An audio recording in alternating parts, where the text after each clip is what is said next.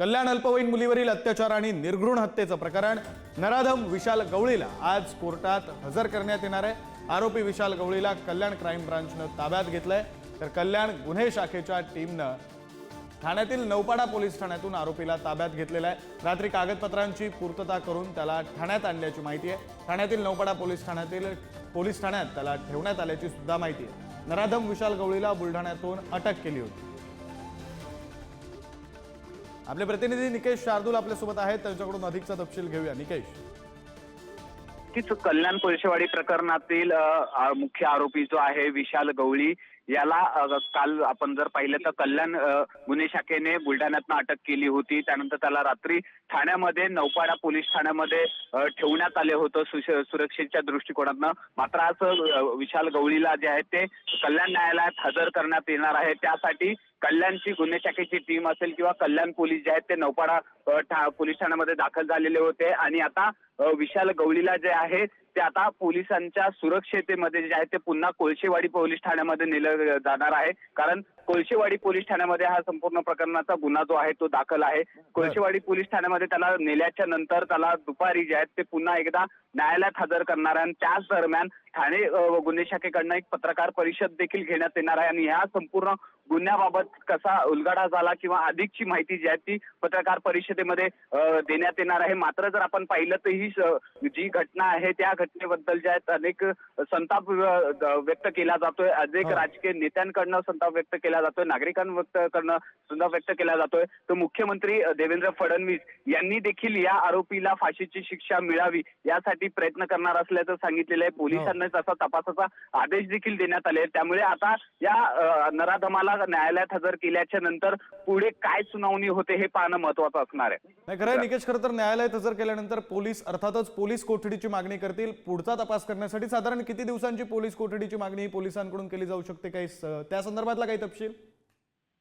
नक्कीच विक्रांत, जर आपण पाहिलं तर ही घटना जी आहे ती गंभीर आहे। या आरोपीवरती अनेक गुन्हे याआधी देखील दाखल झालेले पाहायला मिळत आहेत। मग ते विनयभंगाचे असतील, अपहरणाचे गुन्हे जे आहेत ते त्याच्यावरती दाखल आहेत। या गुन्ह्यांचा देखील अधिक तपास जो आहे तो ठाणे पोलिसांना करायचा आहे। त्यामुळे ठाणे पोलीस असतील किंवा गुन्हे शाखा जे आहेत या आरोपीची 7 दिवसांची पोलीस कोठडी देखील तपासासाठी मागण्याची शक्यता आहे। त्यामुळे आता न्यायालय किती दिवसांची पोलीस कोठडी सुनावते आणि या संपूर्ण घटनेमध्ये आणखीन काय काय माहिती समोर येते हे पाहणं महत्त्वाचं असणार आहे। खरं निकेश, खरं तर या प्रकरणामध्ये संबंधित आरोपी जो आहे विशाल गवळी, त्याची पत्नी ही मुलीच्या मृतदेहाची विल्हेवाट लावण्यामध्ये सुद्धा त्याच्या पत्नीचा सुद्धा हातभार होता असं सुद्धा समजतंय। त्या अनुषंगाने थोडी माहिती। नक्कीच विक्रांत, ह्याची जी पत्नी आहे ही मुख्य आरोपी जो आहे विशाल गवळी याची ही तिसरी पत्नी आहे। ती एका बँकेमध्ये काम करते। ज्या वेळेला ह्यांनी त्या मुलीचं अपहरण केलं त्यावेळेस त्यांनी त्याच्या स्वतःच्या घरी त्या मुलीला नेलेला होता। हा संपूर्ण घृणास्पद प्रकार जो आहे तो त्यांनी घरात केलेला होता आणि ज्या वेळेला त्याची पत्नी कामावरनं घरी आली त्यावेळेला हा संपूर्ण प्रकार जो आहे त्यांनी त्याच्या पत्नीला सांगितलेला होता। मात्र या संपूर्ण घटनेमध्ये तिने देखील सहभाग घेतलेला होता। मग पुरावे नष्ट करणं, घर सफाई करणं किंवा मृतदेहाची विल्हेवाट करण्यासाठी तिने हातभार लावलेला आहे। त्यामुळे कुठेतरी तिचा देखील पोलिसांनी ताबा घेतलेला आणि या संपूर्ण प्रकरणामध्ये तिला देखील अटक करण्यात आलेली आहे। या संपूर्ण प्रकरणाचा तपास करण्यासाठी तिला एक माफीचा साक्षीदार म्हणून पोलिसांनी ठेवलेला आहे। तिला 2 दिवसांची पोलीस कोठडी देखील सुनावण्यात आलेली आहे। त्यामुळे या आरोपीवरती शिक्षा होत असताना तिला देखील आरोपी करण्यात आलेला आहे। त्यामुळे आता तिच्यावरती देखील काय कारवाई होते, कारण या प्रकरणामध्ये तिची पत्नी असेल किंवा विशाल गवळी असेल हे 2 आरोपी असताना एक या संपूर्ण प्रकरणामध्ये एक रिक्षा चालक देखील आहे, त्याचा देखील तपास सुरू आहे। कारण हा मृतदेह नेण्यासाठी त्या रिक्षा चालकांनी देखील मदत केलेली आहे, जो विशाल गवळीचा मित्र असल्याची देखील माहिती समोर आलेली आहे। त्यामुळे आता या प्रकरणामध्ये आणखीन काय काय धागेदोरे समोर येतात हे पाहणं देखील महत्त्वाचं असेल। निकेश, आज साधारण किती वाजता न्यायालयामध्ये सुनावणी पार पडणार आहे?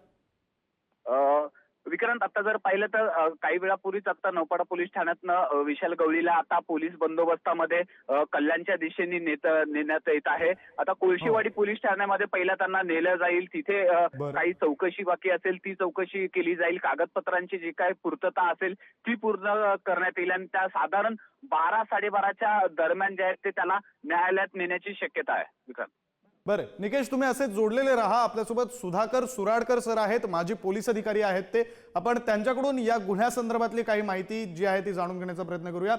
सुराडकर सर, खरं तर अत्यंत गंभीर गुन्हा आज खरं तर न्यायालयामध्ये सुनावणी जी आहे ती पार पडणार आहे. पोलिसांकडून काय नेमकी मागणी केली जाऊ शकते? किती दिवसांच्या पोलीस कोठडीची मागणी केली जाऊ शकते न्यायालयामध्ये? साधारणपणे 15 दिवसापेक्षा जास्त ते कावेळेस मिळत नाही. आता पोलिसांनी मॅक्झिमम मागणी करावी अशी अपेक्षा आहे. बरं. पण या निमित्ताने मी काही गोष्टी सांगू इच्छितो हम्म. की जे पोलिसांचं वागणं आहे, जे प्रॉसिक्युटरचं वागणं आहे, जे जजेसचं वागणं आहे, या सर्वांचा विचार करण्याची वेळ आलेली आहे. एक मी अगदी स्पष्ट सांगू इच्छितो की पोलिसांमध्ये अगदी स्वच्छ धुतल्या तांदळासारखे चांगले चरित्र्याचे लोक आहेत, प्रॉसिक्युटर मध्येही आहेत आणि जजेस मध्येही आहेत. पण हे विसरता कामा नये की भ्रष्ट पोलीस अधिकारी, अकार्यक्षम पोलीस अधिकारी, तसेच प्रॉसिक्युटर आणि जजेस देखील आहेत. बरं. गरज आहे आज की यांच्यावर सर्वांवर म्हणजे पोलिसांवर, प्रॉसिक्युटर आणि जजेसवर अंकुश ठेवण्याची वेळ आलेली आहे. कारण हा वारंवार गुन्हे करतोय. वारंवार जेव्हा गुन्हे करतो त्याचा जामीन कसा होतो? प्रश्न येतो की दुसरा गुन्हा केल्यानंतर पहिल्या गुन्ह्यातला जामीन रद्द करण्याकरता पोलिसांनी काय केलंय, प्रॉसिक्युटरनी काय केलंय आणि जजेसनी यांची दखल घेतली नाही का? त्याचा जामीन कसा होतो? म्हणजे जी आज वेळ आलेली आहे आणि हे जरा बकवास आहे सर्व की आम्हाला वेळ नाही देणे वगैरे सर्व.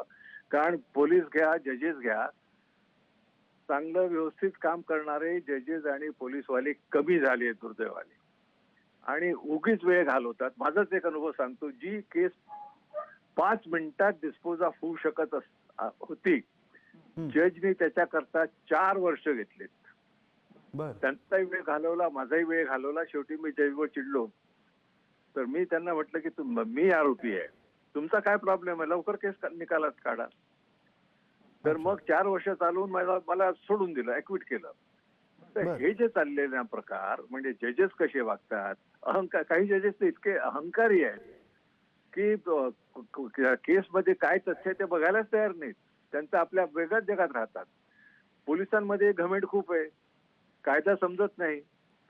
आता जसं याच केसमध्ये माझा सरळ आणि प्रश्न आहे की याला वारंवार जामीन कसा मिळतो? आणि एका केसमध्ये दुसऱ्यांदा जेव्हा दुसरी केस होते तर पहिल्या केसमधला जामीन रद्द का होत नाही? बरोबर. काय प्रयत्न केले पोलिसांनी? अशा पोलिसांवर ताबडतोब कारवाई झाली पाहिजे. बरं सर, तुम्ही जे म्हणताय की 4 गुन्हे जे आहेत ते विनयभंगाचे या आधी सुद्धा विशाल गवळीवर दाखल होते, तरी सुद्धा जामीन कसा मिळाला आणि आधीच्या प्रकरणातून मिळालेला जामीन हा रद्द का नाही झाला? मुद्दा अगदी बरोबर आहे. पण सर तुम्ही म्हणताय की सिस्टीम मध्ये काही दोष असतील, अंकुश ठेवले पाहिजेत. अंकुश कशा प्रकारे ठेवता येईल, काय करता येईल? तेच सांगतो मी. आता वरिष्ठ अधिकारी या पोलीस जे कोणी तपासी अधिकारी असतील त्यांचे वरिष्ठ अधिकारी काय झोपा काढत होते? त्याचे एसीपी काय करत होते, डीसीपी काय करत होते? आज काय झालेलं आहे की जास्तीत जास्त हायकोर्टमध्ये केसेस जात आहेत की दखल घेत नाही आमच्या केसची, तक्रारीची. आणि हे खरं आहे. दखल कोणाची घेतात? ज्याच्याकडे पैसा आहे, जो पैसा देतो त्याची दखल घेतात आणि जे दबाव आणतात त्यांची दखल घेतात. जसं मी आधी स्पष्ट केलेलं आहे की सर्वीकडे अगदी चांगली लोक आहेत. त्यामुळे फक्त मी सर्व वाईट बोलतो असं लक्षात घेऊ असं नका समजू. पण वाईटाला वाईट कोणीतरी म्हणायलाच लागेल आणि मी उघडपणे म्हणेन. बरं, धन्यवाद सुराडकर सर. तुम्ही पुढारी न्यूजची बातचीत केलीत आणि या सगळ्या प्रकरणावर भाष्य केलं. तुमचं असं म्हणणं आहे की पोलिसांमध्ये, जजेसमध्ये, प्रॉसिक्युटर्समध्ये कुठे ना कुठेतरी दोष आहे, सिस्टीममध्ये दोष आहे आणि या सगळ्यावर अंकुश ठेवणं गरजेचं आहे. धन्यवाद.